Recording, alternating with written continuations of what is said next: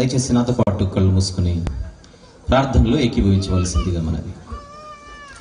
ప్రేమగల తండ్రి, కృపగల దేవ, జీవం గల నాయన, పరిశుద్ధుడైన మహా గొప్ప దేవ, ఈ చక్కని వాతావరణంలో విలువైన మీ మాటలు మేమందరము కలిసి మాట్లాడుకోవాలన్న ఆలోచనతో మీ పిల్లలు ఎంతో కాలంగా ఈ సభను గురించి ఆలోచిస్తూ కేవలము మీ చల్లని చూపును బట్టియే ఈ రీతిగా ఏర్పాటు చేయగలిగిన మీ పిల్లలను బట్టి స్తుతులు చెల్లిస్తున్నాను నాయన.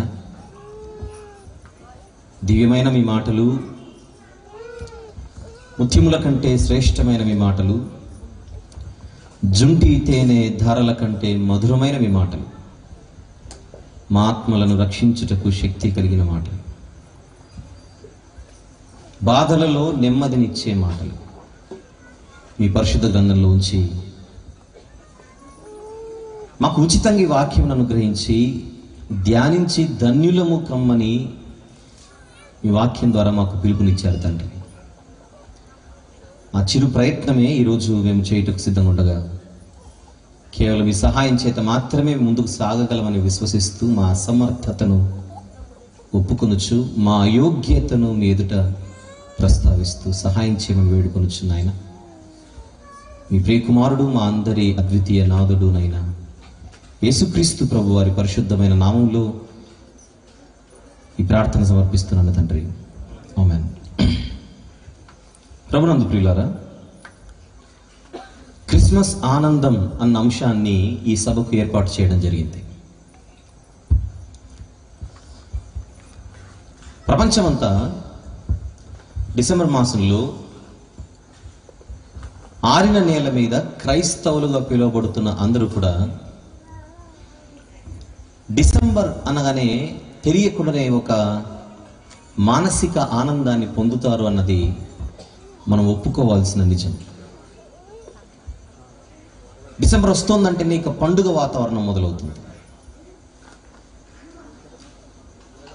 స్టార్ని హోస్ట్ చేసే క్రమము నుండి మనం మొదలు పెడితే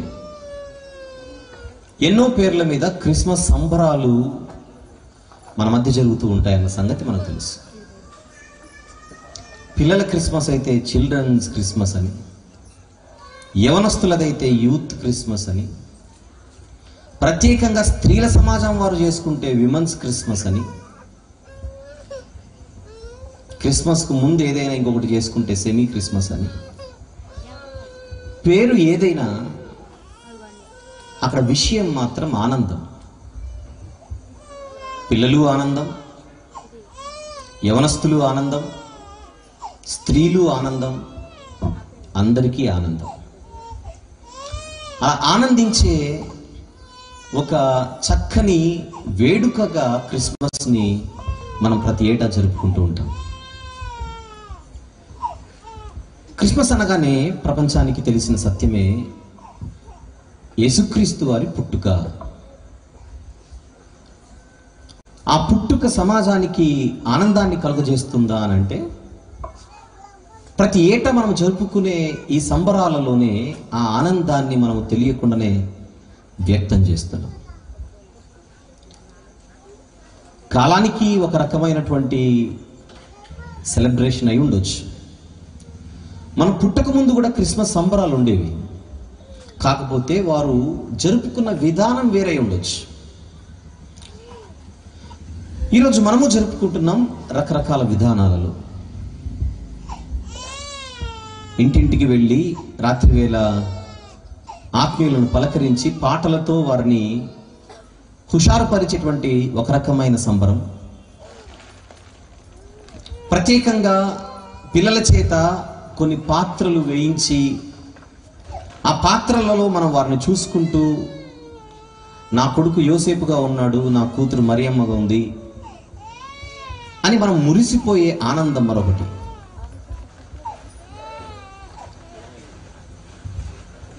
అది సరైనదా కాదా అనేది పక్కన పెడితే నాట్యాలు వేస్తూ ఆనందించే యవనస్తులు మరొక వైపు. ఈ రీతిగా అల్టిమేట్గా క్రిస్మస్ అనగానే మనకు ఆనందం అన్న పాయింట్ వెంటనే మనకు గుర్తొస్తుంది. అయితే ఈ సందర్భంగా నేను ఒక ఆసక్తికరమైనటువంటి విషయాన్ని ప్రస్తావించి కొన్ని ఆలోచనాత్మకమైన విషయాలు మీ ముందు ప్రస్తావించడానికి నేను ఇష్టపడుతున్నాను. ఈరోజు మీ మధ్య నేను క్రిస్మస్ సందేశం పంచుకోవడానికి వచ్చి ఉండొచ్చు, రేపు మరొకరు రావచ్చు. ఈ డిసెంబర్ మాసమంతా మనం క్రిస్మస్ సందేశాలు వింటూ ఉండొచ్చు. కానీ ఇక్కడ ఒక ఆసక్తికరమైన విషయం ఏంటంటే, యేసుక్రీస్తు వారి పుట్టుకకు సంబంధించి ఈ భూమి మీద ఆయన జన్మించిన తర్వాత మొట్టమొదట క్రిస్మస్ సందేశాన్ని అందించినది ఒక మనిషి కాదు. ఇది ఖచ్చితంగా ఒక ఆసక్తికరమైంది. మనం మాట్లాడుకుంటున్నాం ఆయన జన్మ గురించి, క్రిస్మస్ సందేశాలు. కానీ ఆయన పుట్టిన తరువాత నరుడిగా రక్తమాంసములు ధరించి భూమి మీద ఆయన పాదాన్ని మోపిన తరువాత ఈ క్రిస్మస్ సందేశాన్ని మొట్టమొదట ఈ భూమిపై అందించినది మనిషి కాదు, సాక్షాత్తు పరలోకము నుండి వచ్చిన ఒక దూత. ఇది దూత తెచ్చిన వార్త.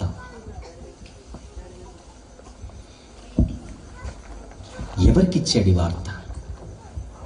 ఈ భూమి మీద మొట్టమొదట ఆయన పుట్టిన తర్వాత క్రిస్మస్ వార్తను అందించినది దూత అయితే, ఆ వార్తను పొందింది ఎవరు?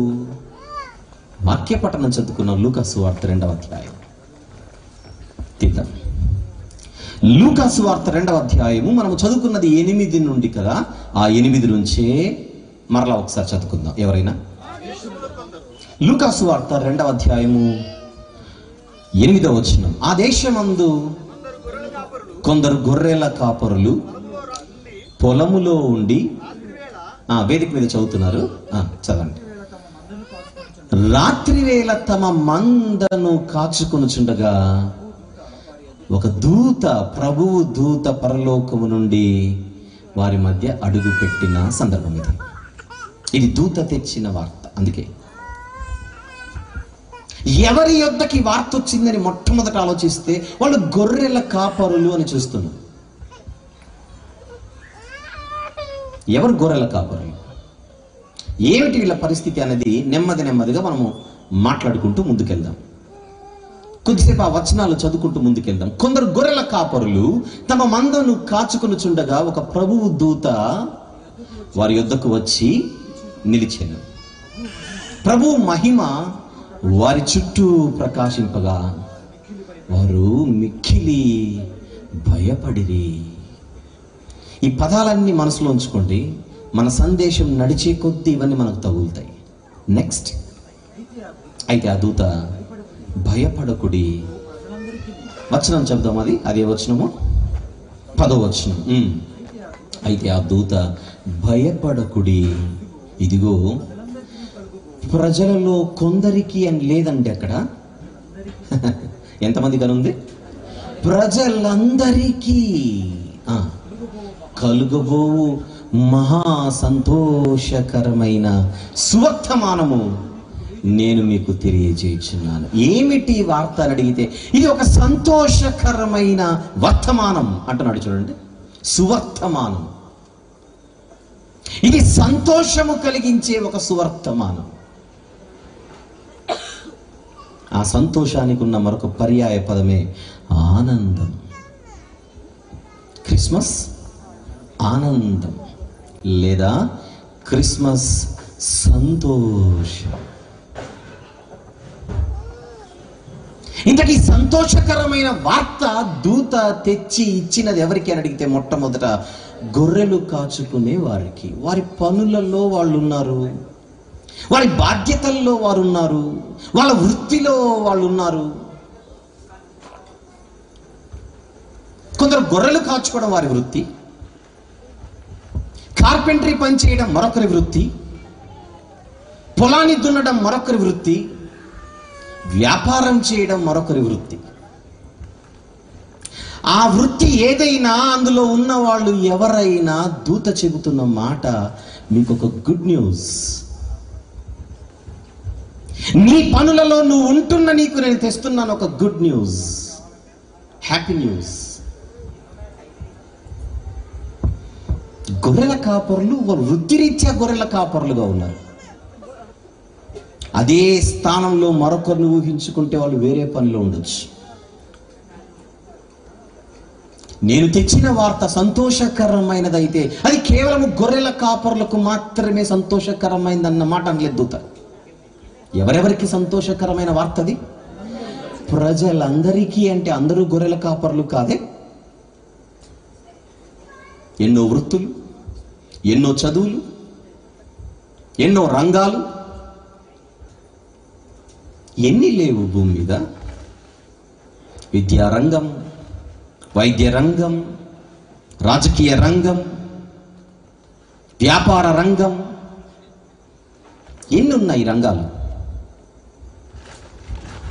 ఈ రాత్రి ఈ మాటలు మాట్లాడుతున్న నేను కానీ, ఈ మాటలు వింటున్న మీరు కానీ రకరకాల రంగాలకు సంబంధించిన వారు, చదువుకునేవారు, పనిచేసేవారు, ఎన్నో పనులు, ఎన్నో రకరకాల స్థితిగతులలో ఉన్న మనందరికీ ఈ మాట అప్లై అవుతుంది. ఇది ప్రజలందరికీ ఒక సంతోషకరమైన సువర్తమానం. ఏమిటది చూద్దాం. నెక్స్ట్ అదండి ఈరోజు ఈనాటి సందేశానికి కీలకమైన వచనం దగ్గరకు వస్తున్నాం. ఐ థింక్ అది 11, అంతేనా? 11. దావీదు పట్టణమందు నేడు రక్షకుడు మీ కొరకు పుట్టి ఉన్నాడు, ఈయన ప్రభు అయిన క్రీస్తు. అది మెసేజ్, అది వార్త. చదుదాం మళ్ళీ 11వ వచనం. దావీదు పట్టణమందు నేడు రక్షకుడు మీ కొరకు పుట్టి ఉన్నాడు, ఈయన ప్రభు అయిన క్రీస్తు. ఈ మాట మనం చూడకుండా చెప్పడానికి ప్రయత్నం చేద్దామా? చూడకుండా, నన్ను చూస్తూ చెప్పండి. నంబర్ 1, దావీదు పట్టణమందు నేడు రక్షకుడు మీ కొరకు పుట్టి ఉన్నాడు, ఈయన ప్రభు అయిన క్రీస్తు. చూడకుండానే చెప్పారా? ఇప్పుడు పక్కన తిరిగి మీ పక్కన వాళ్ళకి చెప్పండి అన్నమాట, ఏమనుకోకుండా. మీ పక్కన నిజంగా చెప్పండి, నేను చెప్తాను. దావీదు పట్టణమందు నేడు మీ కొరకు రక్షకుడు పుట్టి ఉన్నాడు, ఈయన ప్రభు అయిన క్రీస్తు. మీరు నన్ను చూసే చెప్పారు, ఇది కూడా చెబితే చెప్పారులేండి, చెప్పడం అయితే చెప్పారు. Very good. ఇప్పుడు మీరు, నేను, మనందరము పలికిన మాట సంతోషకరమైనది. ఆహా, పులకించిపోవాలి వార్త మనం మాట్లాడితే. నిన్ననే 10వ తరగతిలో పాస్ అయ్యా, నేను హ్యాపీ ఉండొచ్చు. కొత్త ఉద్యోగం వచ్చింది, నాకు సంతోషం ఉండొచ్చు. మొన్ననే పెళ్లి కుదిరింది, నాకు అమెరికాకి వెళ్ళిపోతున్నాను, హ్యాపీ. ఇవన్నీ సంతోషకరమైన వార్తలై ఉండొచ్చు. ఇల్లు కట్టుకున్నాను, సంతోషం. బిడ్డకు పెళ్లి చేశాను, సంతోషం. విజయవంతంగా రిటైర్ అయిపోయాను, సంతోషం. పెద్ద యూనివర్సిటీలో నాకు సీట్ వచ్చింది, సంతోషం. జీవితంలో సెటిల్ అయిపోయాను, సంతోషం. ఇన్సూరెన్స్ డబ్బులు వచ్చాయి, సంతోషం. అసలు జీవితంలో మనము సంతోషం అన్న పేరు మీద అనుభవించే సంతోషానికి అసలు కారణాలేంటి? ఈరోజు నేను చాలా హ్యాపీగా ఉన్నానండి అని అంటాడు. ఎందుకు? ఉద్యోగం వచ్చింది, పెళ్లి కుదిరింది, రోగం పోయింది, కరోనా నెగిటివ్ వచ్చింది. ఇవన్నీ కదా కారణాలు. మనం సంతోషంగా ఉండడానికి ఇవే కదా కారణాలు. గుండె మీద చేసుకొని ఒక్కసారి మనందరం మాట్లాడదాం నిజాయితీగా. ఏ రోజైనా పక్క వారికి, ఒకరోజు దావీదు పట్టణమందు నా కొరకు రక్షకుడు పుట్టాడు, నేను సంతోషంగా ఉన్నానని చెప్పిన దాఖలాలు ఒక్కసారైనా ఉన్నాయా? ఆలోచించండి. చెప్పాము ఎప్పుడైనా? అదేనండి ఎలా అంటారు, హ్యాపీ క్రిస్మస్ చెప్పలేదేంటి? డిసెంబర్ 25వ తారీఖున ఎంతమందికి చెప్పలేదు మనం హ్యాపీ క్రిస్మస్? ఎంతమందికి మెసేజ్లు పెట్టలేదు వాట్సాప్లో, ఎంతమందికి గ్రీటింగ్ కార్డులు పంపలేదు. మనం చెప్పాను కదా హ్యాపీ అని.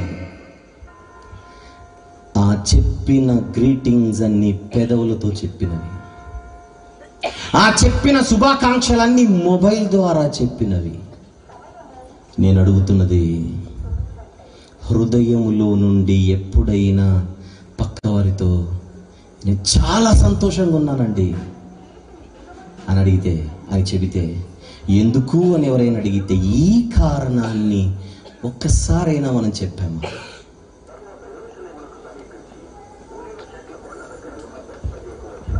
ఆలోచించండి. వాక్యం వినపడుతుంది, ఒక్క నిమిషం నిశ్శబ్దంగా ఉందా, అది అయిన తర్వాత మాట్లాడతాను.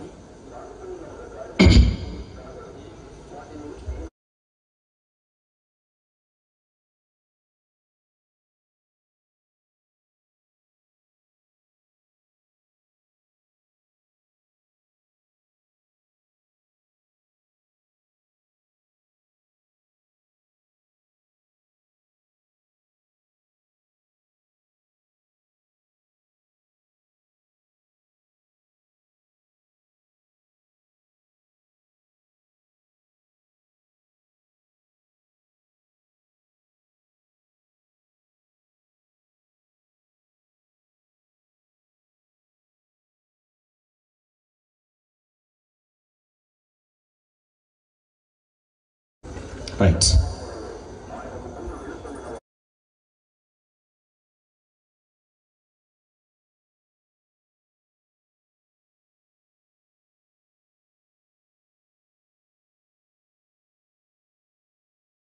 విందాం.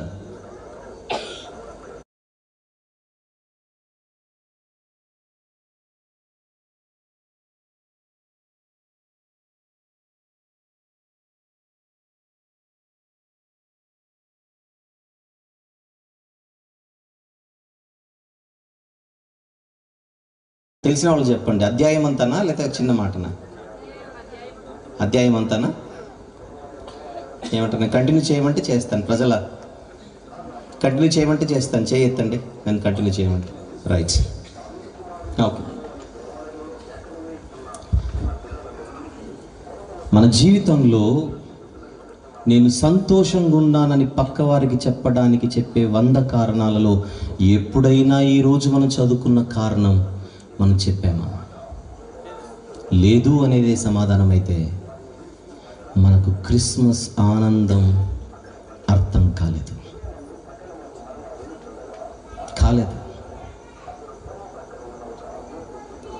కానీ పరలోకపు తండ్రి పంపిన వార్త, దూత తెచ్చిన వార్త, ఇదయ్యా నీకు సంతోషం, ఈ కారణమయ్యా నీ జీవితంలో సంతోషాన్ని నింపేది.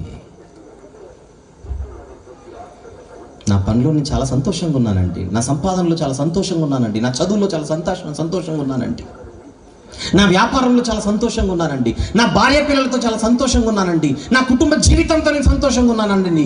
మనము 100 ఆలోచనలతో ఉన్నా కూడా ఈ సంతోషాల నడుమ బ్రతుకుతున్న ఒక మనిషిని లూకా సువార్త 2వ అధ్యాయం 11వ వచనం భుజం తట్టి పలకరిస్తుంది.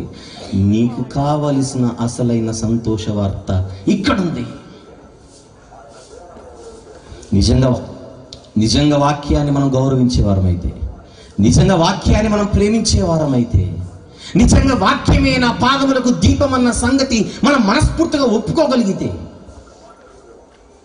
నీ వాక్యమే నన్ను నడిపించును, బాధలలో నెమ్మదినిచ్చును అనే పాట మనము హృదయపూర్వకంగా పాడేవారమేనైతే, ఈ మాట ఈరోజు మన మనసుకు ఎక్కాలి. ఆ 11వ వచనాన్ని జాగ్రత్తగా చూద్దాం. మనం చూడకుండా చెప్పిన ఆ మాట ఉందే, అందులో నుంచి ఈరోజు 4 పదాలను నేను బయటికి తీసుకొని వస్తున్నా. అందులో ఒకటి దావీదు పట్టణమందు, ఆ తర్వాత మరొక పదం, ఆ తర్వాత మరొక పదం, ఆ తర్వాత మరొక పదం. 4 పదాలను ఈరోజు బయటికి తీసుకొని వచ్చి ఆ 4 పదాలలో నుండి 4 అద్భుతమైన సంగతులు మనం నేర్చుకుందాం. నంబర్ 1, దావీదు పట్టణమందు. ఈరోజు మనందరికీ, ప్రజలందరికీ కలగబోవు మహా సంతోషకరమైన సువార్త లేదా శుభవార్త సువర్తమానము ఎక్కడ చోటు చేసుకుంటుంది ఆ సంఘటన అని అడిగితే అడ్రస్ చెబుతున్నాడు. ఏమిటది? దావీదు పట్టణమందు. ఇంతకు దావీదు పట్టణం అంటే ఏంటి? నంబర్ 1, మొదటి మాట మాట్లాడుతున్నాను ఇప్పుడు. 4 విషయాలు అన్నానుగా. మొదటి విషయం, అసలు దావీదు పట్టణం అంటే ఏంటి? The city of David. ఏ ఊరికి దావీదు పట్టణం అన్న పేరుంది? యెరూషలేమా? కానీ కాదు, యెరూషలేము కాదు ఇక్కడ దావీదు పట్టణం అంటే. బెత్లెహేము. ఏ ప్రాంతానికి చెందినవాడు దావీదు? ఏ ఊరిలో పుట్టినవాడు దావీదు? ఏ ఊరిలో పెరిగినవాడు దావీదు? వాళ్ళ నాన్నగారు ఉన్న ఊరేంటి? సమూయేలు మొదటి గ్రంథం తీద్దాం. సమూయేలు మొదటి గ్రంథము 16వ అధ్యాయం. సమూయేలు మొదటి గ్రంథము 16వ అధ్యాయం మొదటి నుంచి దయచేసి ఎవరైనా. అంతటి యెహోవా సమూయేలుతో ఇలాగు సెలవిచ్చాను, ఇశ్రాయేలీల మీద రాజుగా ఉండకుండా నేను విసర్జించిన సౌలును గూర్చి నీవెంతకాలము దుఃఖింతువు సమూయేలు? నీ కొమ్మును తైలముతో నింపుము. ఇప్పుడు వస్తున్నాడు దేవుడు అక్కడ మాట్లాడుతూ, బెత్లెహేమీయుడైన యెషయి యొద్దకు నిన్ను పంపుచున్నాను. అతని కుమారులలో ఒకనిని నేను రాజుగా నియమించుదును. యెషయి కుమారులలో ఒకడు రాజు అవుతాడు. ఇంతగా యెషయి బిడ్డ ఎవరు ఇక్కడ దేవుడు మాట్లాడుచున్నది? దావీదును రాజుగా నియమించడానికి ఏ ఊరికి వెళ్ళమంటున్నాడు దేవుడు సమూయేలు గారిని? బెత్లెహేము. అంటే దావీదు బెత్లెహేమీయుడన్నమాట. All right. బెత్లెహేం అంటే ఆ బెత్లెహేమును మనం చూస్తున్నాం ఇక్కడ. దావీదు పట్టణం అన్నాడు, అంతేనా? పట్టణం అంటే ఓ పెద్ద నగరం అని కాదు ఇక్కడ. బెత్లెహేం అంటే యూదా రాజ్యములో, యూదా ఊర్లలో, యూదయ ప్రాంతములో స్వల్ప గ్రామం అట దాని పేరు. పట్టణం అంటే మీరు ఏదో హైదరాబాద్లా ఊహించుకోకూడదు. ఏంటంట? బెత్లెహేం అంటే స్వల్పమట. అది చూద్దాం. బెత్లెహేము ఏ సైజులో ఉందో చెబుతున్నాడు వాక్యంలోనే. మీకా గ్రంథం 5వ అధ్యాయం, ప్రవక్త అయిన మీకా గారి ద్వారా దేవుడు వ్రాయించిన గ్రంథం 5వ అధ్యాయం 2వ వచనం చూద్దాం ఒకసారి. బెత్లెహేము ఎఫ్రాతా, యూదావారి కుటుంబములలో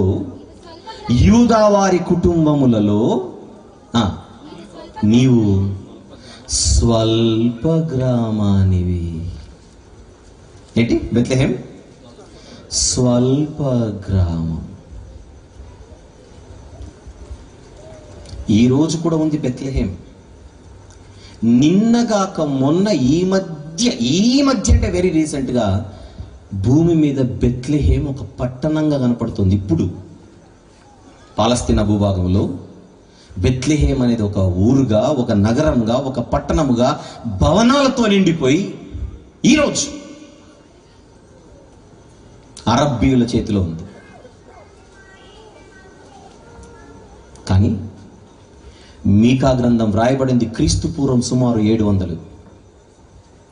మనం క్రీస్తు శకం 2020లో ఉన్నాం. ఆ మాట వ్రాయబడింది క్రీస్తు పూర్వం 700 అంటే నేటికి సుమారు 2700 సంవత్సరాల క్రితం బెత్లెహేము గురించి ప్రవక్త మాట్లాడుతూ, నువ్వు చాలా చిన్నదానవు. ఎక్కడ చిన్నదానవు? అసలు యూదా వారి కుటుంబాలలోనే నువ్వు చిన్నదానవు. నీవు స్వల్ప గ్రామానివి. విషయం ఏంటంటే ఒక 100 ఏళ్ల క్రితం వరకు బెత్లెహేము పరిస్థితి అదే. ఇప్పుడు మోడర్నైజ్ అయింది, ఇప్పుడు ఆధునీకరించబడింది. మొన్నటి వరకు కూడా బెత్లెహేము చిన్నదే. 1000 సంవత్సరాల క్రితం చరిత్ర కాదు. అంత చిన్న గ్రామం యెరూషలేముకు జస్ట్ 5 మైళ్ళ దూరంలో ఉంటుంది దక్షిణానికి. కానీ ప్రవక్త చెబుతున్నాడు, దేవుని ప్రేరేపణ చేత, నీవు స్వల్ప గ్రామమైనను నా కొరకు ఇశ్రాయేలీయులను ఏలబోవాడు నీలో నుండి వచ్చును బెత్లెహేమా.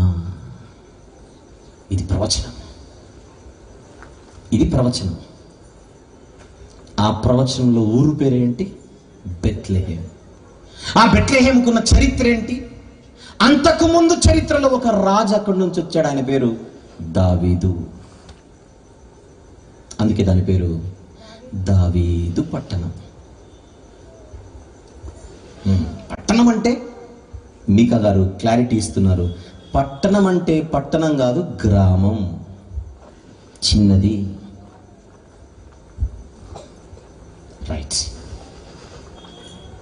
ఇప్పుడు లూకా సువార్తకు వస్తే, ప్రజలందరికీ కలుగబోవు ఆ మహా సంతోషకరమైన సువర్తమానము బెత్లెహేము నుండి నీకు వినపడుతుంది. బెత్లెహేంలో కనబడుతుంది ఆ సంఘటన. ఆ బెత్లెహేం ఈ రోజుటికి ఉంది ప్రపంచంలో. దూత అడ్రస్ అన్నది పక్కాగా చెబుతున్నాడు అని అంటే ఇది కథ కాదన్నమాట. అంతేనా? అనగనగా ఒక మాయల్ పకీర్ ఉండేవాడు, వాడి ప్రాణం శిలకలో ఉంది. ఇది కథ. విన్నారా మాయల్ పకీర్ గాడి కథ? విన్నారా? చిన్నప్పుడు ఇదే కథలు. అనగనగా అంటే ఎవరు అన్నారు, అనుకున్నా మాయల్ పకీర్ గాడు కనపడతాడు. వాడి ప్రాణం అట చిలకలో ఉందట. వాడిని చంపాలంట, చిలకని చంపాలంట. చిలక ఎక్కడుంది? 7 సముద్రాలు దాటాలి. ఎవడు దాటుతాడు? అన్ని 7. 7 గుట్టలు, 7 కొండలు, 7 పర్వతాలు, 7 మైదానాలు, 7 సముద్రాలు దాటితే ఒక చెట్టు, దాని పేరు మర్రి చెట్టు, అంత త్వరలో చిలుకుంది, దాన్ని చంపాలి ఈడిపోవాలంటే.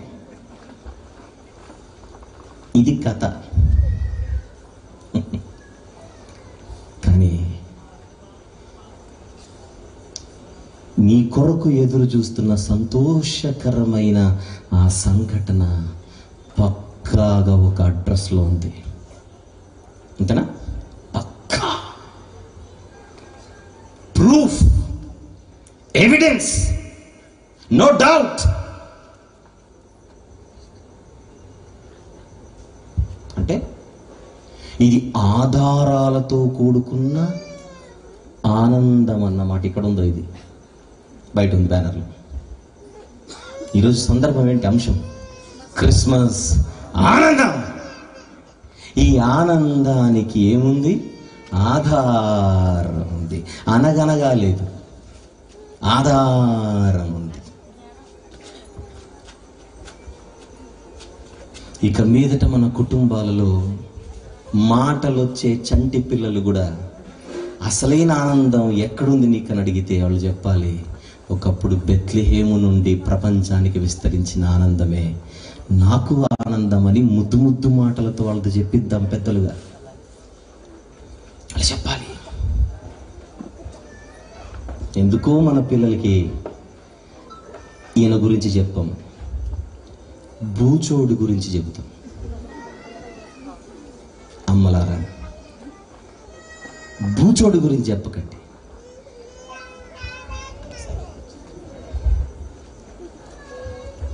నిజంగా మీరు చెప్పండి, ఈ ప్రాంగణంలో కూర్చున్న ఎవరైనా ఆ బూచోడిని చూసారా? ఇప్పటికైనా వాడు ఎవడికి కనపడ్డు, వాడు ఎప్పటి కనబడే సావడు. కానీ అమ్మలందరూ పిల్లలకి వాడినే పరిచయం చేస్తారు.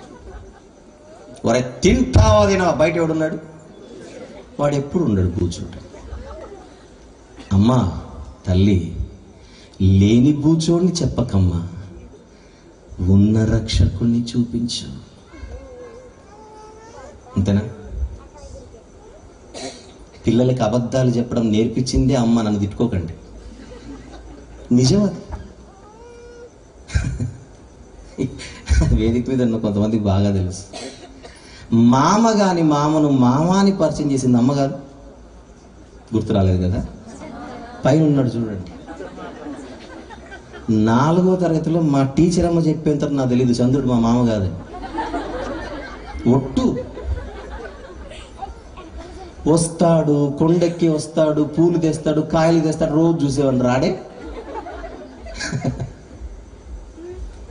కానీ మీ అందరికీ చంద్రుని మామని పరిచింది అమ్మనే కదా. దండం తల్లికి, మా తల్లి. మామ గాని మామను మామని చెప్పింది కానీ ఉన్న ప్రభువును చెప్పలేదమ్మా. అమ్మా దండము తల్లి, దండమ్మా. అందుకే నా బిడ్డనిచ్చింది దేవుడు. అందుకేనా ఆ బిడ్డతో చెప్పారు ఎప్పుడైనా, నాయనా దావీదు పట్టణమందు ఒకరోజు నీ కొరకు రక్షకుడు పుట్టాడు. వాడికి అర్థం కాకపోయినా చెప్పాలి, వాడికి అర్థం కాకపోయినా చెప్పాలి. దావీదు పట్టణం అన్న బెత్లెహేం అనేది వాడి మనసులో ప్రింట్ అయిపోవాలి. ఎందుకో చెప్పనా, అది ప్రవచనాత్మకమైన పట్టణం, అది ప్రవచనాలలో కనిపించే ఊరది, దేవుడు పలికించిన గ్రామం అది, ఆ గ్రామము పులికించిన గడ్డది. ఓహో, దూత తెచ్చిన ఆనంద వార్తకు అడ్రస్ అనే ఆనందము ఆధారం ఉందన్నమాట. ఇది ఫస్ట్ పాయింట్ ఈరోజు, ఇది ఫస్ట్ పాయింట్. ఆనందానికి చిరునామా అన్న ఆధారం ఉంది. ఆ చిరునామా పేరే దావీదు పట్టణం అనే బెత్లెహేం. ప్రపంచ పటంలో ఈ రోజుకి కనబడే ఒక ఊరది.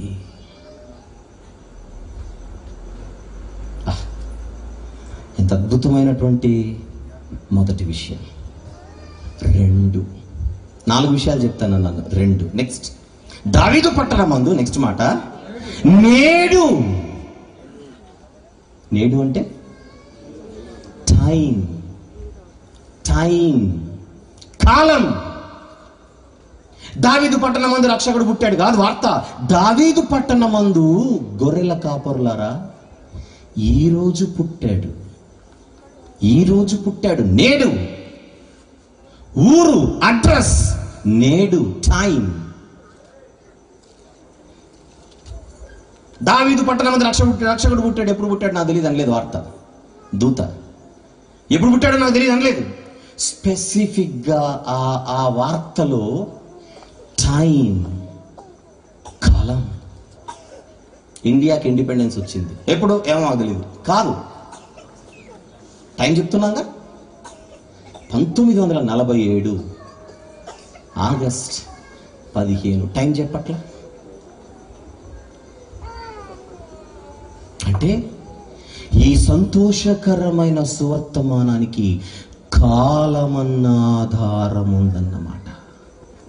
అంతకుముందు చిరునామా అన్న ఆధారం ఉంది, ఇప్పుడు కాలం అన్న ఆధారం. ఎవిడెన్స్లతో వచ్చాడు దూత. నిన్న పుట్టాడు, మొన్న పుట్టాడు, ఎప్పుడు పుట్టాడు.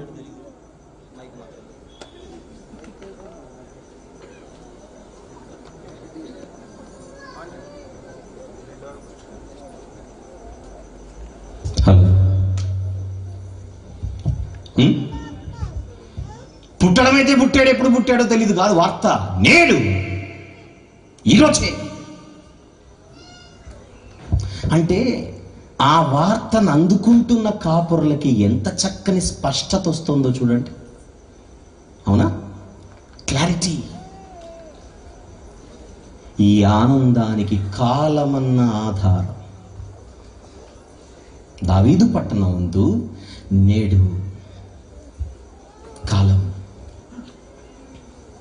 కొన్ని సందర్భాల్లో దేవుడు కాలములను, సమయములను తన స్వాధీనమందు ఉంచుకొని కొన్ని చెప్పడు. కానీ కొన్ని అయితే వాటిని కనుగొనడానికి సూచనలు మాత్రం ఇచ్చేస్తాడు. టైం గురించి మాట్లాడాను కనుక ఒక హిస్టరీ మాట్లాడాలి. ఇక్కడ ఏదో దూతొచ్చి నేడు అనింది కనుక, అన్నాడు కనుక మనకు టైం కనపడుతుందని కాదు. ఒక మాట చెప్తాను.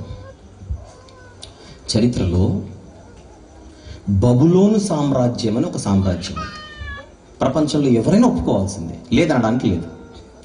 ఆ బబులోను సామ్రాజ్యాన్ని పాలించిన చక్రవర్తి ఒక ఆయన ఉండేవాడు. ఆయన పేరు నెబుకద్నెజర్.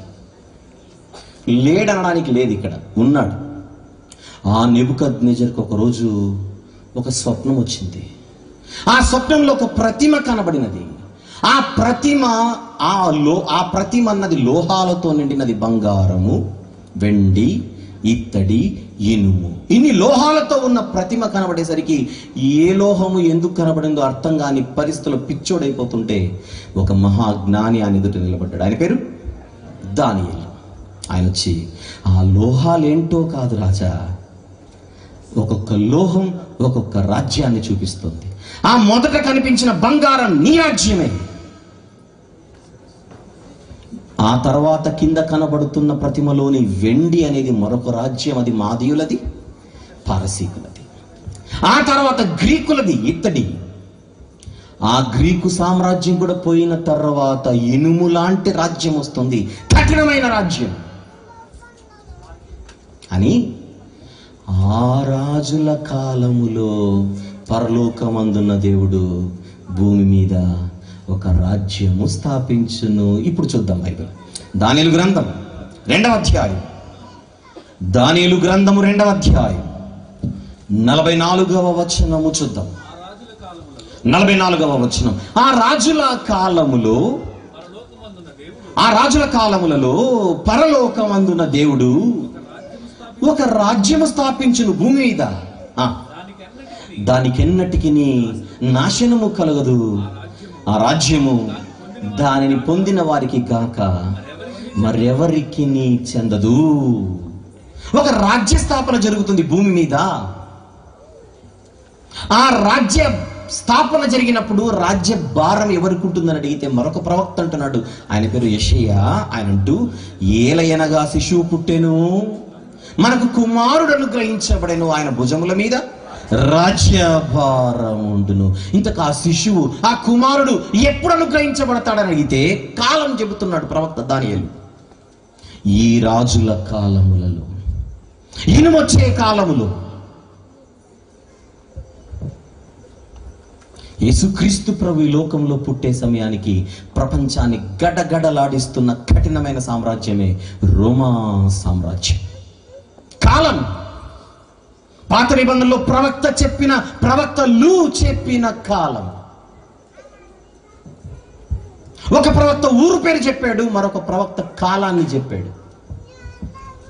అంటే దూత పరలోకం నుంచి తెచ్చిన వార్తలో దావీదు పట్టణం అంటే దానికి ఒక ప్రవచనం ఉంది, నేడు అనగానే దానికి ఒక ప్రవచనం ఉంది, ఊరుకు ప్రవచనం ఉంది, కాలానికి ప్రవచనం ఉందన్నమాట.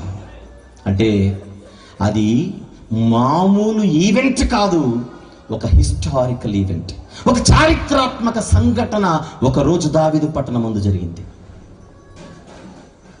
ఏముంది?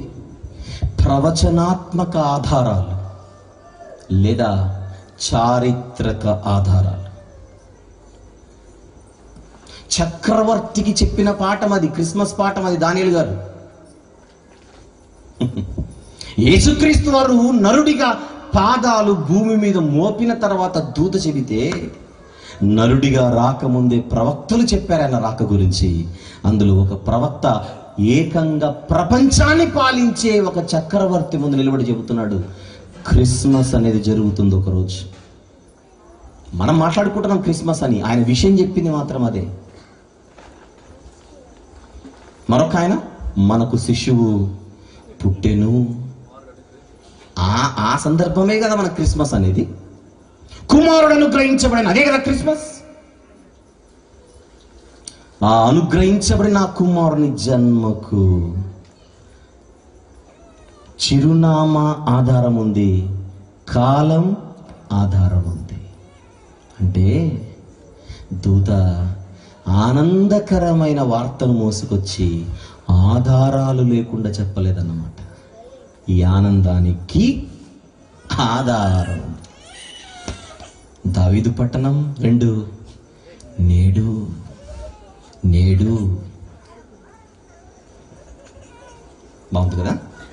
నెమ్మదిగా 3కి వెళ్దాం.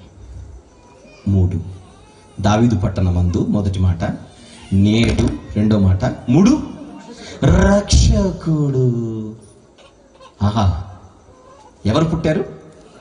రక్షకుడు పుట్టాడు. విషయం ఏంటంటే తెలుగులో చాలా బాగుంది మాట, ఇంగ్లీష్లోనే కొంచెం తేడా ఉంది. ఏంటి అని అడిగితే దావీదు పట్టణమందు ఒక రక్షకుడు పుట్టాడని ఉంది ఇంగ్లీష్లో. ఏ అనే పదం ఉంటుంది ఇంగ్లీష్ బైబిల్లో. ఏ అంటే ఒక, కానీ ఒరిజినల్గా లూకా గారు వ్రాసింది ఏ భాషలో? గ్రీకు భాషలో. కొత్త నిబంధన వ్రాయబడింది ఏ లాంగ్వేజ్లో? గ్రీకు భాషలో ఒక లేదు, రక్షకుడు అంతే. రక్షకుడు అంతే. యేసు ప్రభువు ఎవరు? రక్షకుడు. ఒక రక్షకుడు కాదు, ఆయన కూడా రక్షకుడు కాదు. నో, ఈయన కూడా ఒక రక్షకుడు నహీ హై, ఓన్లీ సేవియర్, ఓన్లీ సేవియర్. ఎలా? గబ్రియేలు దూతను అడుగుదాం.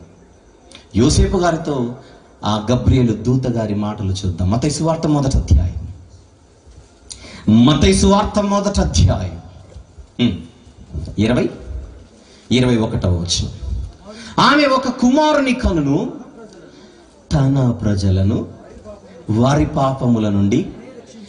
అందరు బైబిల్ చూస్తున్నారా? తన ప్రజలను వారి పాపముల నుండి ఆయన అనుందా? ఆయనే అనుందా? ఆయన కూడా అనుందా? పొరపాటున. తన ప్రజలను వారి పాపముల నుండి ఆయనే అంటే పాపాల నుండి మనుషులను రక్షించే సత్తా ఆయనకు మాత్రమే. స్క్రీన్ ఉంటే భలే ఉండేది ఈరోజు. ఆయన అందరిలో ఒకడు కాదు, అందరికీ ఒకడు.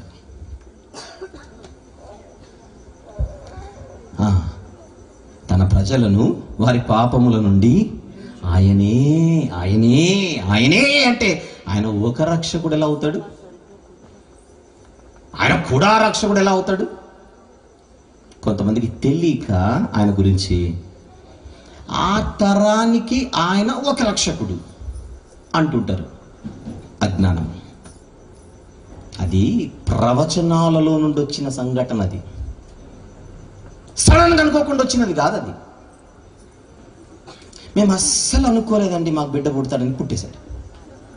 మగబిడ్డ పుడతాడు అనుకోలేదు, కానీ మగబిడ్డ పుట్టాడు.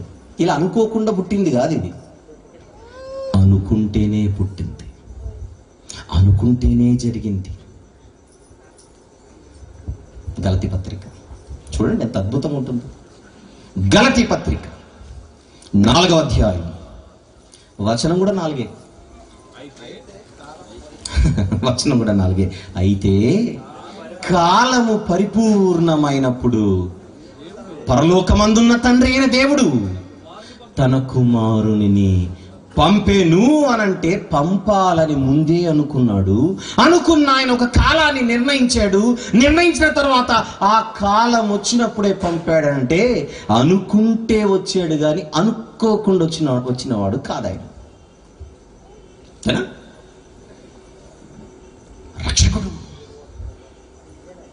ఎవరైనా ఒక రక్షకుడు కాదు, రక్షకుడు అంతే. కొంతమంది మొబైల్లో చూస్తుంటారు కదా, మొబైల్లో తెలుగు ఇంగ్లీష్ కలిపి బైబిల్స్ ఉంటాయి, బైబిల్ యాప్స్. పొరపాటున మీకు ఇంగ్లీష్లో ఎవరి దగ్గర బైబిల్ ఉంటే చూడండి, బైబిల్ ఇప్పుడు ఆన్ ద స్పాట్ స్టేజ్ మీద ఇంగ్లీష్లో ఏ అనే పదం ఉంటే ఓహో గ్రీకు భాషలో లేనిది అక్కడ ఉందన్నమాట అని మీకు వెంటనే స్ట్రైక్ అయిపోవాలి. తెలుగు భలే జరిగింది ట్రాన్స్లేషన్ అక్కడ, తెలుగు భలే జరిగింది ట్రాన్స్లేషన్ అక్కడ.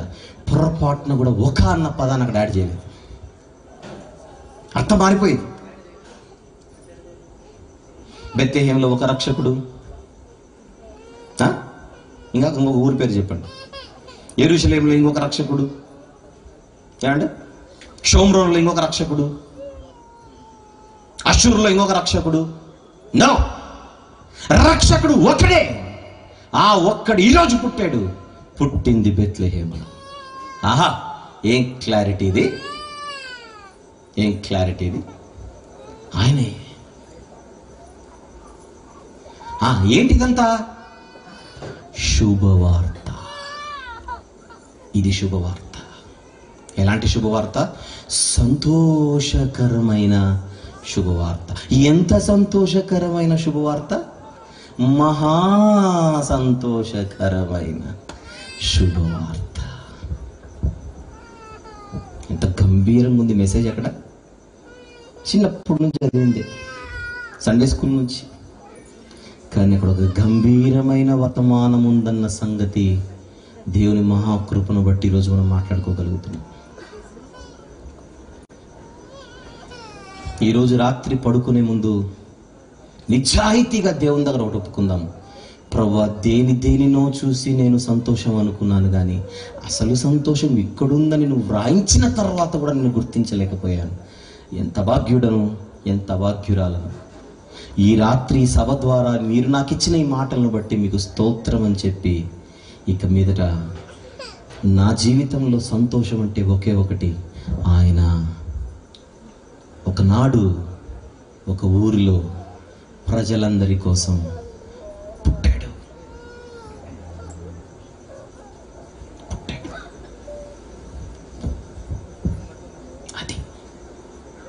అది గుడ్ న్యూస్. అది జరక్కపోయింటే మనకు చుక్కలు కనపడేవి. 100%. చెప్పండి, ఎంతమంది రక్షకులు ఉన్నారు మనకు? ఒక్కడే. ఇశ్రాయేలీయులను ఐగుప్తు నుండి రక్షించిన ఒక రక్షకుడు ఉన్నాడు. ఆయన పేరు మోషే. మోషే ఒక దేశము నుండి బయటికి తీసుకొని రావడానికి వాడబడిన ఒక సాధనం, ఒక రక్షకుడు. ఆయన పాపాల నుండి కడిగి పాపాల నుంచి రక్షించే రక్షకుడు కాదు. మీకు నేనే ఒక కౌంటర్ ఇస్తాను. మీరు నన్ను పట్టుకోవాలంటే పట్టుకోవచ్చు, ఒక వచనం తెలిస్తే నేనే ఇస్తా వచనం. నెహెమ్యా గ్రంథం చూద్దాం. నేనేమో గట్టి కరుస్తున్నా రక్షకుడిని. అక్కడ చూడండి ఏముంది, 9వ అధ్యాయం. నెహెమ్యా గ్రంథము 9వ అధ్యాయం, ఐ థింక్ 27వ వచనం. చదవండి ఎవరైనా. నెహెమ్యా గ్రంథం 9వ అధ్యాయము 27వ వచనం. అందుచేత నీవు వారిని వారి శత్రువుల చేతికి అప్పగించితివి. ఆ శత్రువులు వారిని బాధింపగా శ్రమకాలమందు వారు నీకు మొరపెట్టినప్పుడు ఆకాశమందుండు నీవు ఆలకించి వారి శత్రువుల చేతిలో నుండి వారిని తప్పించుటకై నీ కృపా సంపత్తిని బట్టి. అక్కడ చూడండి ఏముంది ఇప్పుడు, వారికి రక్షకులను దయచేసితివి. రక్షకుడునా రక్షకులునా? మరి ఇందాక నేనేమన్నాను ఇంత గట్టిగా? ఒకే రక్షకుడు అన్నాను. అక్కడేముంది, రక్షకులు అనుందిగా. ఆ రక్షకులు వేరు, ఈ రక్షకుడు వేరు. ఈ రక్షకుడు ఆ రక్షకులకు కూడా రక్షకుడే. రక్షకులకే రక్షకుడు. ఇంకొకసారి మీ ఊరికి పిలిచి ఇదే టైటిల్ పెట్టండి, దాని మీద మాట్లాడతారు. ఇంతకీ ఈ రక్షకులు ఎవరు? న్యాయాధిపతులు కదా. ఒత్నీయేలు, ఏహూదు, యెఫ్తా, గిద్యోను, అంతేనా? ఇలాంటి వాళ్ళందరూ, సంసోను, ఇలాంటి వాళ్ళందరూ రక్షకులు. అయితే వాళ్ళు శత్రువుల చేతిలో, అక్కడే ఉంది అక్కడ మాట, వారి శత్రువుల చేతిలో నుండి రక్షించిన రక్షకులు. మిద్యానీయులు ఉన్నారు, గిద్యోను వచ్చి విడిపించాడు. ఫిలిష్తీయులు ఉన్నారు, సంసోను వచ్చి రక్షించాడు. వీళ్ళందరూ కూడా ఒక జనాంగములో నుండి విడిపించిన రక్షకులు. కానీ మత్తయి సువార్తలో దూత చెబుతున్న మాట యోసేపు గారితో, తన ప్రజలను శత్రువుల నుండి కాదు, ఇక్కడ వారి పాపముల నుండి ఆయనే. వీళ్ళు తాత్కాలికంగా ఒక జాతి వారిని మరొక జాతి వారి చేతిలో నుండి బయటికి తీసుకొని వచ్చిన రక్షకులు. అది ఇశ్రాయేలీయులకు మాత్రమే రక్షకులు, ఒక తరానికి మాత్రమే రక్షకులు. అందుకే ఈ రక్షకులందరూ కూడా భక్తులు, ఈ రక్షకులందరూ కూడా విశ్వాసులు. విశ్వాసులు ఎంతమంది అయినా ఉండొచ్చు, విశ్వాసమునకు కర్త మాత్రం ఒక్కడే. అంతేనా? సౌర కుటుంబం, ఆ సౌర కుటుంబంలో ఎన్నో గ్రహాలు, అందులో మనం నివసించే భూమి కూడా ఒకటి.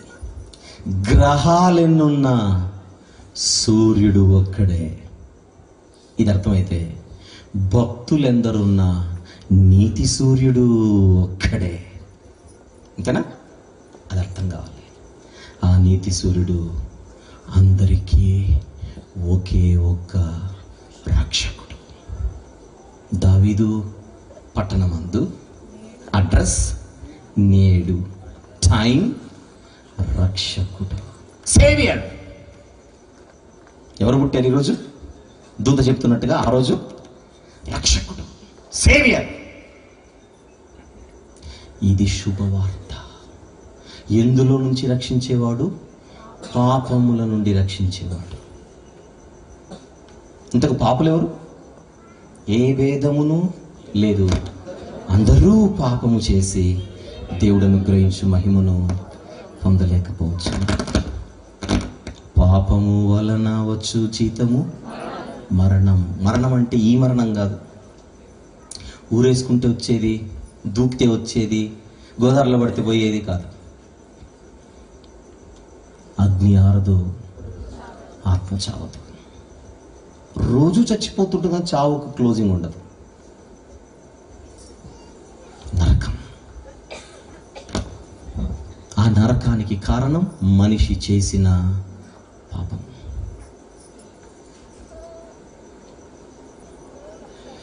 పాపము చేసిన వారిని పట్టుకున్నట్టుకు పాతాళం ఎదురు చూస్తుంటున్నట్ట యోబు గ్రంథంలో చెబుతాడు. కొంచెం ఉంటుంది. అయితే మనం పరలోక వాసులు. మన పౌరస్థితి ఎక్కడుంది? పరలోకంలో ఉంది. పరలోకంలో ఏమో పరిశుద్ధుడున్నాడు. ఆ పరిశుద్ధుడేమో పాపులకు చోటివ్వడు. మనం అంటించుకుందే అది. అయితే ఆ పాపాలు కడుగుటకు తన అమూల్యమైన రక్తం, ఇంకెవరి రక్తం సెట్ కాదు, ఆయన రక్తం మాత్రమే. ఎవరి రక్తము మనుష్యుని ప్రతి పాపము నుండి పవిత్రునిగా చేయును? యేసు రక్తం. ఆ రక్తాన్ని చిందించుటకే యేసుక్రీస్తు ప్రభు వారు పుట్టారు. జరిగించేసాడు, రక్తాన్ని కార్చేయడం. ఆ రక్తం మాత్రమే శరణ్యం. అందుకే మనం పాట పాడతాం, నీ రక్తమే. నీ రక్తం కూడా కాదు. అదేనా పాట? నీ రక్తం కూడా నా పాట? నో. నీ రక్తమే. నెక్స్ట్ మళ్ళీ రెండోసారి, నీ రక్తమే నన్ను శుద్ధీకరించు. నీ రక్తమే. తర్వాత నెక్స్ట్ మాట, నా బలం. నా బలం. నీ రక్తమే నా బలం. నీ రక్తమే నన్ను శుద్ధీకరించింది. ఎంత బాగుందన్నమాట. ఈసారి మనము ప్రభు బల్ల ఆచరించేటప్పుడు, రొట్టె ద్రాక్షరసం తీసుకునేటప్పుడు ఈ పాట పాడితే మన మందిరంలో నీ రక్తమే అన్న మాట అన్నప్పుడు మనకు హృదయం పులకరించిపోవాలి. అవును ప్రభువా, ఇంకెవ్వరి రక్తం లేదు ప్రభువా నాకు. హేబెల్ రక్తం సరిపోదు, అంతేనా? అబ్రహాము గారి రక్తం సరిపోదు, ఈయన ఇస్సాకు గారి రక్తం సరిపోదు. హేమాహేమీలు ఉన్నారు ప్రవక్తలు, హేమాహేమీలు ఉన్నారు భక్తులు, ఎవరి రక్తము సరిపోదు. అందుకే హేబేలు కంటే శ్రేష్టముగా పలుకు ప్రోక్షణ రక్తం అట. హెబ్రీ పత్రిక 12వ అధ్యాయం 24వ వచనం. ఐ థింక్ హెబ్రీలకు రాసిన పత్రిక 12వ అధ్యాయం 24వ వచనం. క్రొత్త నిబంధనకు మధ్యవర్తి అయిన యేసునొద్దకును హేబేలు కంటే మరి శ్రేష్టముగా పలుకు ప్రోక్షణ రక్తమునకు మీరు వచ్చి ఉన్నారు. వావ్, ఏమిటిది అని అడిగితే ఆనందం. ఎందుకు పుట్టాడు? రక్షించుటకు. ఎవరిని? తన ప్రజలను. ఎవరా తన ప్రజలు? ప్రజలందరూ అన్నాడు మళ్ళీ లూకాసు వార్తలు. ఒక ప్రాంతానికి మాత్రమే చెందిన వారు కారు, ప్రపంచ ప్రజలందరినీ రక్షించడానికి వచ్చిన ఆయన ఎలా రక్షిద్దాం అనుకున్నాడని అడిగితే రక్తమిచ్చి విమోచన క్రయధనముగా. పాపం చాలా పసివాడైన యెరూషలేముకు తీసుకొని వచ్చారు బెత్లెహేము నుండి తల్లిదండ్రులు. మరియమ్మ గారి చేతిలో నుండి పసిబిడ్డగా ఉన్న యేసు ప్రభుని చేతిలోకి తీసుకున్నాడు సుమయోను. ఎవరు సుమయోను? ఆయన ఒక గొప్ప ప్రవక్త. ఆ బిడ్డను చూసా నేను అని పులకరించిపోయి ఆ బిడ్డను తిరిగి మరియమ్మ గారికి ఇస్తూ ఒక మాట చెప్పాడు, అమ్మా నీ హృదయంలో నుండి ఒక ఖడ్గము దూసుకొని పోను. శుభమా అని పసిబిడ్డను చేతికిస్తే కంగ్రాచులేషన్స్ అమ్మా అని చెప్పకుండా ఇంగ్లీష్లో నీ హృదయంలో నుండి ఖడ్గము దూసుకొని పోతుందమ్మా అని బిడ్డను చూపించి చెప్తున్నాడు తల్లితో. మీరు చెప్పండి, ఒక తల్లి గుండెలు పగిలేది ఆవిడ తన జీవితంలో ఏ వార్త విన్నప్పుడు? కడుపున పుట్టిన బిడ్డ తాను బతికున్నప్పుడే పోయాడు అన్న వార్త విన్నప్పుడు ఆ తల్లి గుండెలు పగులుతాయి. అందుకే ఏ బిడ్డ అయినా చనిపోతే అందరికంటే చివరిగా చెప్పేదే తల్లికి, అంతేనా? లాస్ట్ చెబుతారు తల్లికి, ఆమెను ప్రిపేర్ చేస్తారు. విషయం ఏంటంటే భార్యకైనా ముందే చెబుతారేమో కానీ తల్లికి ముందు చెప్పరు. ఆవిడని ప్రిపేర్ చేస్తారు. ఎందుకు? మోసిన గర్భం అది, కన్న పేగది. మరియమ్మ కూడా ఒక తల్లి. ఆ తల్లితో దైవజనుడు చెబుతున్నాడు, అమ్మా నీ హృదయంలో నుండి ఒక ఖడ్గము దూసుకొని పోవంటే మనకు అర్థం కావడానికి నీ గుండెలు పగిలే వార్త వింటావు తల్లి ఒకరోజు. నీవు ఎప్పుడు చెప్పాడు ఈ మాట? బిడ్డ పుట్టినప్పుడు చెప్పాడు. పుట్టినప్పుడే ప్రవక్త ఏం చెబుతున్నాడో చెప్పనా? ఈ బిడ్డ పుట్టిందే చావడానికి. అంతే కదండి, పుట్టినవాడు గిట్టక తప్పదనకంటే. మనము పుట్టాము గనుక చచ్చిపోతాం, ఆయన చావడానికే పుట్టాడు. అర్థమైందా? ముఖ్యాంశాలు మరోసారి మనము పోతాం, ఎందుకు? పుట్టాము కనుక. కానీ ఆయనది వేరు. ఆయన పరిస్థితి ఏంటి? అసలు ఆయన ఎందుకు పుట్టాడని అడిగితే బలిపీఠం ఎక్కడానికి పుట్టాడు. ఆయన పుట్టిందే ఎక్కడికి వెళ్ళడానికి, పుట్టిందే ఆ మరణం కోసం, ఆ రక్తాన్ని చిందించడానికి. అందుకే దావీదు పట్టణమందు నేడు రక్షకుడు అంటే ఎలా రక్షకుడు? పాపాల నుండి రక్షించే రక్షకుడు. నేను పాపిని కాదని ఎవరైనా చెప్పగలరా? నో. మన సమస్య అది. ఏంటమ్మా నీ సమస్య ఏంటో కావాలని అడిగితే మా అత్తనే అండి నాకు అనింది. అత్త కాదమ్మా సమస్య, పాపమమ్మ. అత్తగారిని అడిగితే సేమ్ టు యూ అనింది ఆమెను చూసి. సేమ్ టు యూ అంటే నువ్వు కూడా అని. అత్తకు కోడలు కాదు సమస్య, కోడలకు అత్త కాదు సమస్య, పక్కింటి వాడు కాదు సమస్య, వ్యాపారంలో పోటీదారుడు కాదు, ప్రత్యర్థి కాదు సమస్య, రాజకీయాల్లో వేరే పార్టీలో ఉన్నవాడు కాదు సమస్య. ప్రతి మనిషి గుర్తించాలి భూమి మీద నా సమస్యనే పాపం. కయీను, నీవు సత్క్రియలు చేసిన ఎడల తలెత్తుకునవా? దేవుడు మాట్లాడుతున్నాడు. నీవు సత్క్రియలు చెయ్యని ఎడల వాకిట పాపము, పాము కూడా కాదు, పాపము పొంచి ఉండును. అది నీ సమస్య.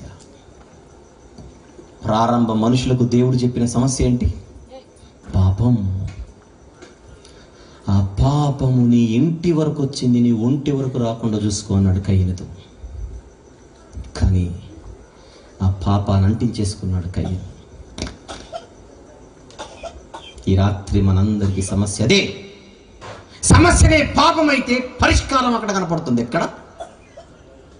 దావీదు పట్టణం. అది దూత చెబుతున్నమాట. 3 విషయాలు. మొదటిది దావీదు పట్టణమందు అడ్రస్, నేడు టైం, రక్షకుడు, సేవియర్. ఇక 4 చూడండి ఏముందో.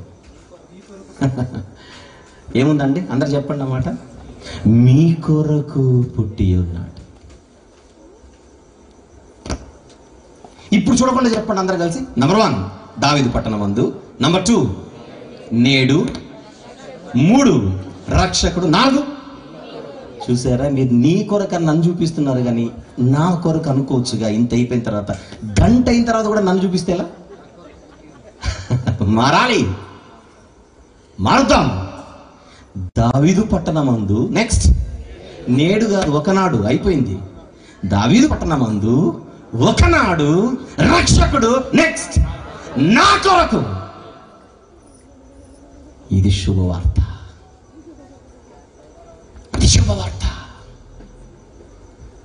నా కొరకు పుట్టాడు. అది క్రిస్మస్. పరలోకం నుండి బయలుదేరాడు నా కోసం. పక్కని చూపించి నీ కోసం కాదిక, 5 వేళ్ళు మనల్ని చూపించి నా కోసం, నా కోసం. ఒక వీరాభిమాని ఒక రాజకీయ నాయకుడికి, టీ కొట్టు నడిపే వీరాభిమాని ఒక రాజకీయ నాయకుడికి, ఒకరోజు ఆయన యాత్ర చేసుకుంటూ వాళ్ళ ఊరి మీదుగా వెళుతున్నాడని తెలిసి, నా టీ కొట్టులో నుంచి ఒక కప్పు టీ తాగితే ఎంత బాగుంటుందా అని కలలు కన్నాడట. బాగుంది. ఆ ఊరికి వచ్చాడు నాయకుడు. ఎవరో చెప్పారు ఆ నాయకుడికి, నీ వీరాభిమాని ఇక్కడ ఉన్నాడని. ఆయన నడుచుకుంటూ నడుచుకుంటూ నడుచుకుంటూ కరెక్ట్గా ఆ టీ కొట్టు దగ్గరకు వచ్చి ఆగి టీ తెప్పించుకొని తాగాడు. అంతేనా? టీ తెప్పించుకొని వచ్చి తాగాడు. టీ తాగుతూ ఒక ఫోటో కూడా తీసుకున్నాడు. ఆ యాత్రలో నాయకుడు వెళ్ళిపోయిన తర్వాత మీడియా వాళ్ళు వచ్చి మైక్ పెట్టారు ఆయన మూతి ముందు, టీ కొట్ట ఆయన మూతి ముందు. ఈ ఫీలింగ్ ఏంటంటే ఆయన అన్నాడు, ఈ జన్మకి ఇది చాలు, నేను పోయినా పర్లేదు. దేనికంటే టీ తాగాడట ఆయన. ఎక్కడికో వెళ్ళిపోతున్నాడు ఆయన. ఎవరో చెప్పారు నీ గురించి, పోనీ లేని 5 నిమిషాలు ఆగాడు, ఒక కప్పు తాగి వెళ్ళిపోయాడు.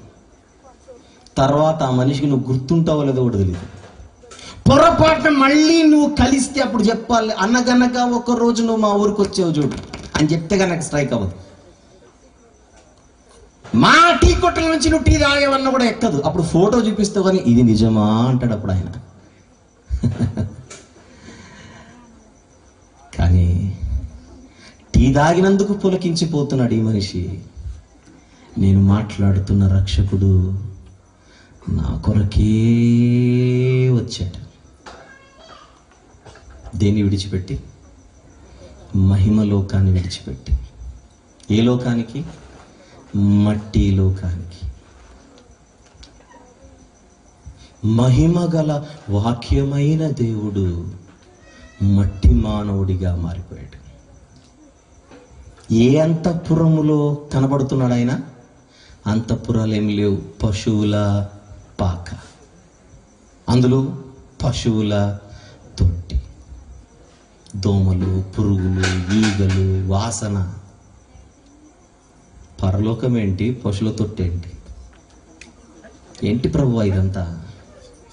ఎవరి కోసం ప్రభువా? అడుగుదాం ఈరోజు, ఆయనే అడుగుదాం. ఎవరి కోసం ప్రభువా ఇదంతా అని అడిగితే మనలో ప్రతి ఒక్కరికి వేలు చూపించి చెబుతున్నాడు, బిడ్డ నీకోసమే. విచిత్రం ఏంటంటే టీ తాగిన నాయకుడికి మనిషి గుర్తుండడు, రక్తం ఇచ్చిన ఆయనకి మనలో ప్రతి ఒక్కరూ తెలుసు, ప్రతి ఒక్కరి పేరు తెలుసు. ఒకరి కొరకు ఇద్దరి కొరకు వచ్చినవాడు కాదు. తిమోతి గారికి వ్రాసిన మొదటి పత్రిక, తిమోతి గారికి వ్రాసిన మొదటి పత్రిక 2వ అధ్యాయం 6వ వచనమా చూడండి. ఈయన తిమోతి గారికి వ్రాసిన మొదటి పత్రిక 2వ అధ్యాయం 6వ వచనం, ఈయన ఎందరి కొరకు? అందరి కొరకు విమోచనాక్రయధనముగా తను తానే సమర్పించుకున్నాడు. వచ్చినవాడు అందరి కొరకు వచ్చినవాడు, అందరి కొరకు వచ్చాడు కనుక దూత చెబుతున్న మాట ఇది. ప్రజలందరికీ కలుగబోవు మహా సంతోషకరమైన సువర్తమానం ఇదే క్రిస్మస్ ఆనందం. ఏమిటి ఆనందం? ఈ ఆనందానికి కారణం ఏంటి? మన పాపాల నుండి మనల్ని విమోచించుటకు వచ్చాడు. ఇది ఆనందం. ఎంతమందికి కావాలి ఆనందం? ఇప్పుడు చేయొద్దు. Very good, very good. కొందరే ఎత్తారు, స్తోత్రం. రెండోసారి ఎంతమందికి కావాలి ఆనందం? మంచి పని చేశారు, అందరు ఎత్తి. మీకు ప్రాబ్లం అర్థం కాలేదు. నేను ఎత్తకపోతే ఏమవుతుంది అనుకుంటున్నారేమో. ఏం కాదు, నేను మళ్ళీ ఫస్ట్ నుంచి స్టార్ట్ చేస్తాను మెసేజ్. మీకు అర్థం కాబట్టి ఏం చేసేది, మళ్ళీ స్టార్టింగ్ నుంచి. తప్పదు, ఇక అర్థం అయ్యేంత వరకు. 2 ఏళ్ళ నుంచి పిలుస్తుంది సుధాకర్ గారు నన్ను ఇక్కడికి. ఈనాటిది కాదు ఇది.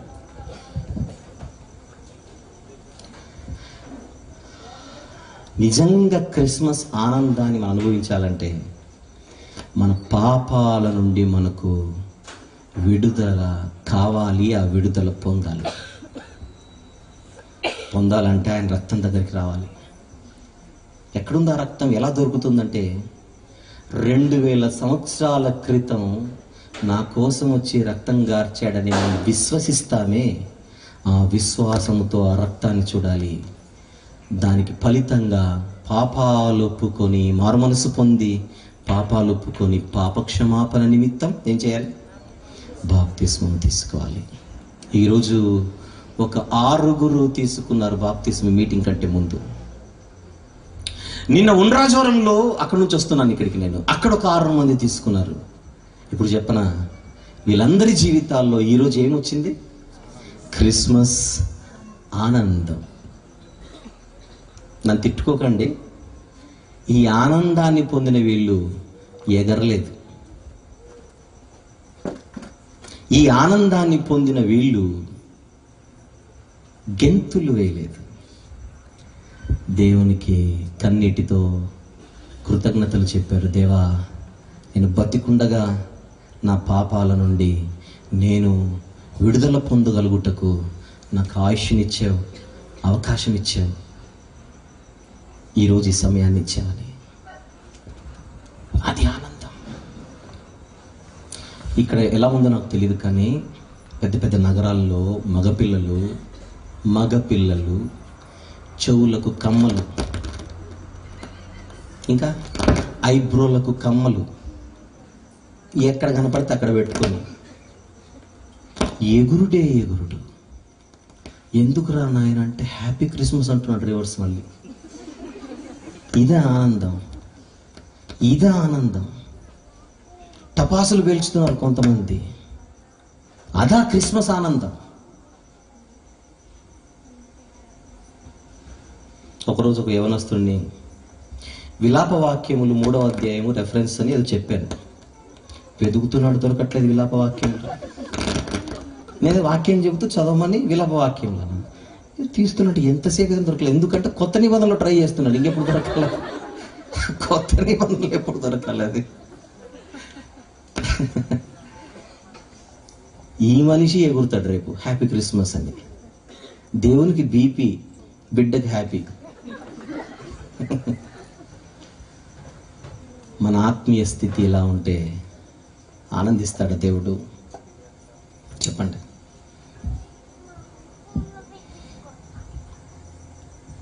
మారు మనసు అక్కరలేని 99 నీతిమంతుల కంటే మారు మనసు పొందిన ఒక పాపి విషయమై పరలోకములో ఆనందం, ఆనందం, ఆనందం. మనల్ని పుట్టించినందుకు ఆ తండ్రికి ఈ ఆనందాన్ని ఇద్దాం. ఏ ఆనందాన్ని? మన పాపపు జీవితాన్ని ఆయన కుమారుడు కార్చిన రక్తంలో కడుగుకొని ఆయన ఆనందపరుద్దాం. అప్పుడు మనము భక్తుల గుంపులో చేరతాం. అలా భక్తుల గుంపులో చేరి చచ్చిపోయామనుకోండి, అప్పుడు ఆయన అంటాడు, ఈ భక్తుని మరణం నా దృష్టిలో మిక్కిలి విలువైనది. భక్తులు మరణిస్తే దేవునికి పండుగ. నా బిడ్డ నా దగ్గరకు వచ్చేస్తున్నాడని.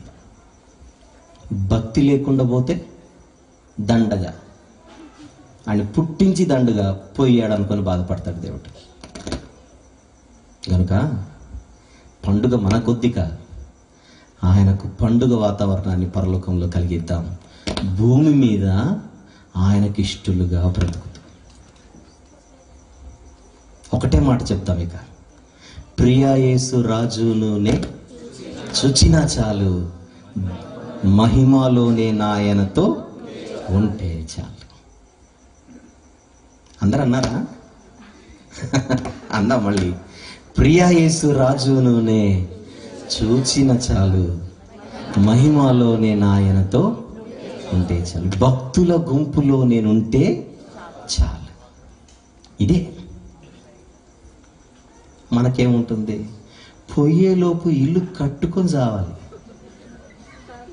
అనుకో. మనం ఒక ఆయన అంటున్నాడు, అదే పొయ్యేలోపు అంటే ఇల్లు కట్టుకుని ఒక్కరోజైనా ఉండిపోవాలట. అందులో కర్మ. ఒక్కరోజు ఉండిపోవడానికి అప్పు సప్పు చేసి ఇల్లు ఎందుకు కట్టుకోవాలి? ఫ్రీగా పాతేస్తుంటే అక్కడ.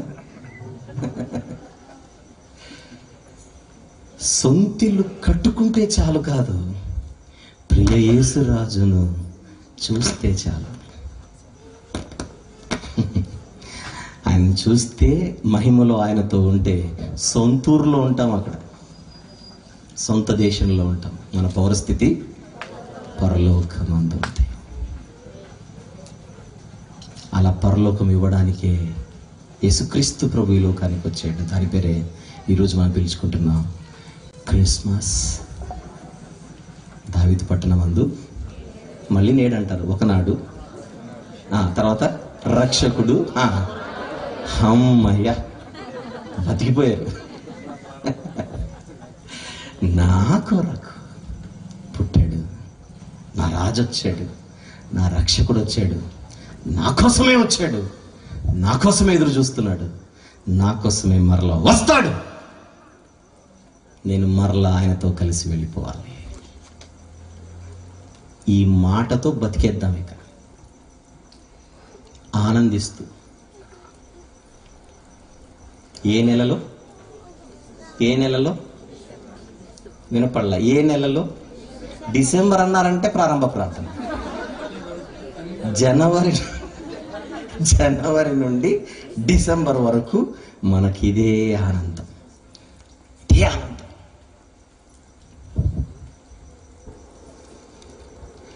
ఈరోజు ఈ వాక్యం మాట్లాడుకున్న మనందరినీ తన రాకడలో ఆయన పాత్రులుగా ఎంచాలని ఆకాంక్షిస్తూ, ఈరోజు ఈ ప్రాంగణంలో కూర్చున్న మనలో ఏ ఒక్కరు తప్పిపోకుండా అందరూ అర్హత పొంది యోగ్యులుగా ఎంచబడి పరలోకంలో అడుగు పెట్టాలని ఆకాంక్షిస్తూ ఈ క్రిస్మస్ ఆనంద సందేశాన్ని ముగిస్తున్నాను ప్రార్థన చేసి. ప్రేమగల తండ్రి, కృపగల దేవ, ఈ రాత్రి మీరిచ్చిన ఈ సందేశమును బట్టి స్తుతులు చెల్లిస్తున్నాను. దావీదు పట్టణమందు ఒకనాడు మా రక్షకుడు మా కోసం పుట్టాడు. దాన్ని మేము ఆనందంగా జరుపుకోవాలని ఆశిస్తున్నాం. కానీ ఆ ఆనందం ఎలా దొరుకుతుంది? ఏం జరిగితే ఆనందం? అది ఏం జరిగితే మీరు ఆనందిస్తారో నేర్చుకున్నాం. పాపులమని గ్రహించి మా పాపాల నుండి మేము విమోచింపబడుటకు ఆయన కార్చిన రక్తమునొద్దకు వచ్చి మా పాపాలు కడుక్కొని పరలోకానికి మేము విజయవంతంగా యాత్ర చేయటకు సహాయం చేయండి తండ్రి. ఈరోజు ఈ వాక్యం విన్న మీ పిల్లల్లో ఎవరైనా ఇంకా బాప్తిస్ము తీసుకోకుండా వాయిదాలు వేస్తుంటే ఈ ఆనందం బహుశా వారికి వద్దనుకుంటున్నారేమో తండ్రి. వారి హృదయ నేత్రాలను తెరవమని ప్రార్థిస్తున్నాను. ఈరోజు ఎందరైతే బాప్తిస్ము తీసుకున్నారో నూతన ప్రయాణాన్ని ఆశీర్వదించమని ప్రార్థిస్తున్నాను. ఇంతకు మునిపే బాప్తిస్మము తీసుకొని ఈ పరలోక యాత్రలో ముందుకు సాగుతున్న ప్రియులైన ఈ పిల్లలందరినీ జ్ఞాపకం చేసుకొనొచ్చు తండ్రి. ఎటువంటి పరిస్థితుల్లో తొట్టిల్లకుండా ఈ ఆత్మీయ యాత్రను విజయవంతంగా ఆనందంగా ముగించుటకు మమ్మల్ని అందరినీ కృపగల శక్తిగల మీ హస్తములకు అప్పచెప్పుకొనొచ్చు. ఇంత చక్కని సభను ఏర్పాటు చేసి కష్టపడిన మీ పిల్లలందరినీ పేరు పేరున జ్ఞాపకం చేసుకొనొచ్చు. రావలసిన ఈవులు వారికి పరిపూర్ణంగా అనుగ్రహించమని తిరుగు ప్రయాణమే వెలుచిన మాతోనూ ఉంటున్న మీ పిల్లలతోనూ మీ తోడును మీ కృపను కొనసాగించమని ఈ ప్రియకుమారుడు మా అందరి రారాజు మా అందరి అద్వితీయ నాథుడు లోకానికి ఏకైక రక్షకుడునైన యేసుక్రీస్తు ప్రభు వారి ఘనమైన నామములో వినయముతో విశ్వాసముతో స్తుతులతో కలిపి ఈ ప్రార్థన విన్నపములు మీకు మాత్రమే సమర్పిస్తున్నాము తండ్రి. ఆమేన్. అందరికీ వందనాలండి.